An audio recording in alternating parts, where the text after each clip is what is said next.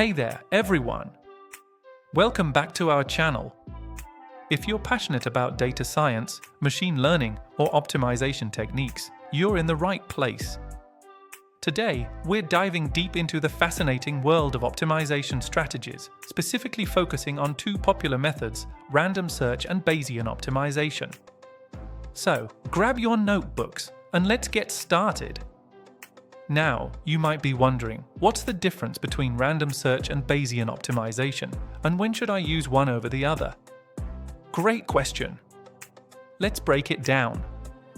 First up, let's talk about random search.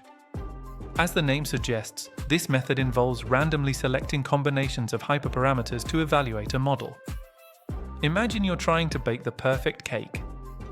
Instead of meticulously measuring every ingredient, you decide to just throw a bunch of random ingredients together.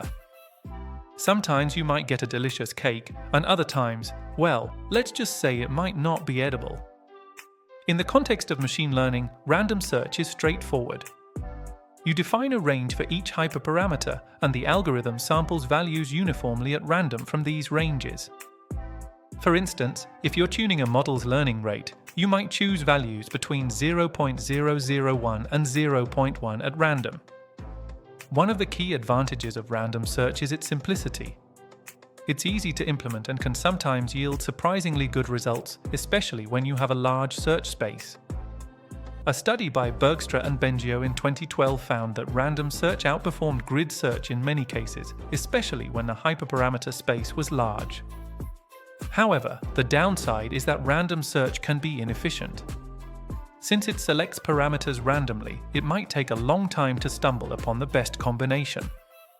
In practical scenarios, this means you might spend a lot of computational resources without finding the optimal solution. So, how does Bayesian optimization come into play? Let's take a closer look. Bayesian optimization is a more sophisticated method that builds a model of the function you're trying to optimize. Instead of randomly selecting hyperparameters, it uses a probabilistic model to make more informed choices about which parameters to evaluate next. Think of it like a wise chef who learns from each cake they bake, adjusting the recipe based on past outcomes to create an even better cake. The process starts with a prior belief about the function, which is represented using a Gaussian process. Each time you evaluate a set of hyperparameters, the model updates its belief based on the results. The goal here is to balance exploration, trying new, potentially better hyperparameter combinations, with exploitation, refining the best ones you've found so far. One of the standout features of Bayesian optimization is its use of acquisition functions.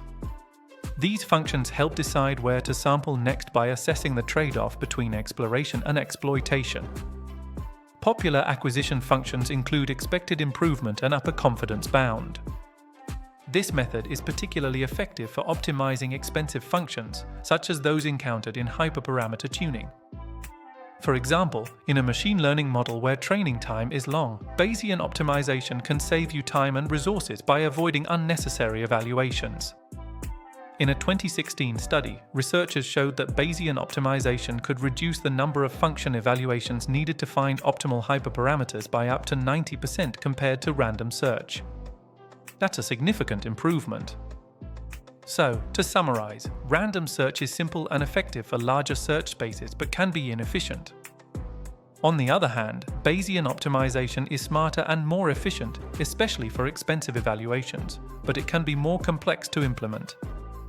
In the end, the choice between random search and Bayesian optimization depends on your specific needs, the complexity of your model, and the resources at your disposal. Both methods have their strengths and weaknesses, and sometimes a combination of techniques may offer the best results.